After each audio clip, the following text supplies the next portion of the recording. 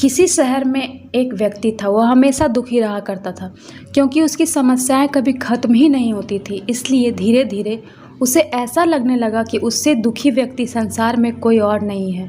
उसकी बातें तक कोई सुनना नहीं चाहता था क्योंकि हमेशा वो नकारात्मक बातें ही किया करता था।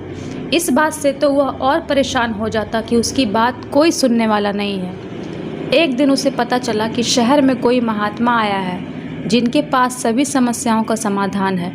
यह जानकर वह महात्मा के पास पहुंचा। उस महात्मा के साथ हमेशा एक काफिला चला करता था जिसमें कई ऊंट भी थे। महात्मा के पास पहुंचकर उस व्यक्ति ने कहा, गुरुजी, सुना है कि आप सभी समस्याओं का समाधान करते हैं। मैं बहुत दुखी व्यक्ति हूँ। मेरे इर्द गिर्द हमेशा बहुत सारी समस्याएं रहती हैं। एक को सुलझाता हूँ तो दूसरी पैदा हो जाती है। मैं अपनी आप बीती किसी को सुनाता हूँ तो कोई सुनता ही नहीं है। दुनिया बड़ी मतलबी हो गई है। अब आप ही बताइए क्या करूं? महात्मा ने उसकी बातें ध्यान से सुनी और कहा, भाई, मैं तो अभी बहुत थक गया हूं, परंतु कल सुबह मैं तुम्हारी समस्या का समाधान अवश्य करूंगा। इस बीच तुम मेरा एक छोटा सा काम कर दो। मेरे ऊँटों की देखभाल करने वाला आदमी बीमार है। आज रात तुम इनकी देखभाल कर दो। जब सभी ऊँट बैठ जाएं तभी तुम सोना। मैं तुमसे कल सुबह बात करूँगा। अगले दिन महात्मा ने उस आदमी को बुलाया। उसकी आंखें लाल थी। महात्मा ने पूछा, तो बताओ, कल रात कैसी नींद आई? व्यक्ति बोला, गुरुजी, मैं तो रात भर सोया ही नहीं। आपने कहा था जब सभी ऊँट बैठ जाए तब सो जाना, पर ऐसा नहीं हुआ। जब भी कोशिश करके एक ऊँट को बिठाता तो दूसरा खड़ा हो जाता।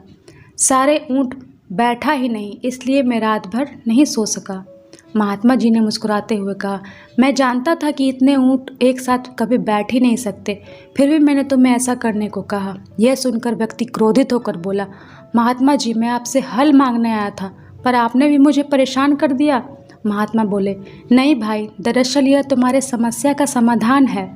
संसार के किसी भी व्यक्ति की समस्या इन ऊँटों की तरह ही है। एक खत्म होगी तो दूसरी खड़ी हो जाएगी। अतः सभी समस्याओं के खत्म होने का इंतजार करोगे तो कभी भी चैन से नहीं जी पाओगे। समस्याएं तो जीवन का ही अंग है। इसे महसूस करते हुए जीवन का आनंद लो।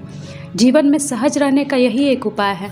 दुनिया के आगे किसी के भी व्यक्ति को तुम्हारी समस्याएं सुनने में कोई दिलचस्पी नहीं है, क्योंकि उनकी भी अपनी समस्याएं हैं। महात्मा जी की बात सुनकर व्यक्ति के चेहरे पर संतोष और सहजता के भाव उमड़ पड़े, मानो उसे अपने समस्याओं से निपटने का अचूक मंत्र प्राप्त हो गया हो।